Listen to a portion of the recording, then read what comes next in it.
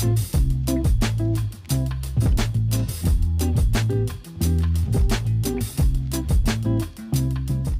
Francis Bacon, le savoir, c'est le pouvoir. Sur ce, chers entrepreneurs, recevez le savoir.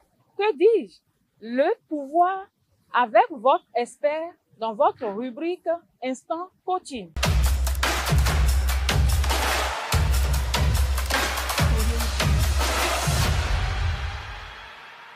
Shalom, nous allons donc répondre pour vous aujourd'hui à la question de savoir ce qu'est l'entrepreneuriat.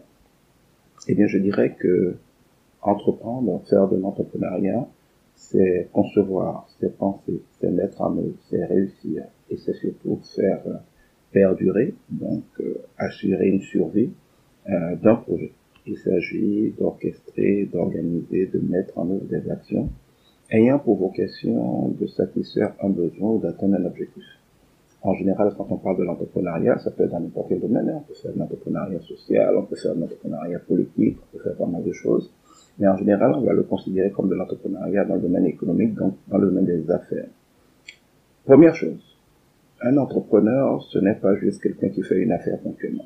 On peut par exemple, je donne un exemple des démarcheurs.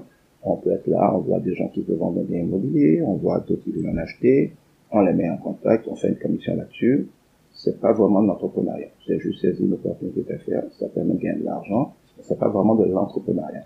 L'entrepreneuriat, c'est de concevoir une organisation dont on va assurer la bonne gestion afin de pouvoir de manière pérenne, de manière durable, assurer la fourniture d'un produit ou d'un service ou d'un résultat qui vient régler un problème dans l'environnement. Et donc, il faut déjà pas que chaque personne qui fait une petite affaire à gauche à droite dise entrepreneur. Cela étant, il faut des capacités données pour être entrepreneur. Il ne suffit pas de vouloir pour être entrepreneur. Certaines personnes se lancent dans l'entrepreneuriat quand ils ont échoué partout ailleurs ou quand ils sont incapables d'être de bons employés. Croyez-moi, celui qui ne peut pas être un bon employé ne peut pas être un bon entrepreneur. Parce que c'est beaucoup plus difficile d'être entrepreneur que d'être employé. L'entrepreneur, c'est celui qui va prendre des risques.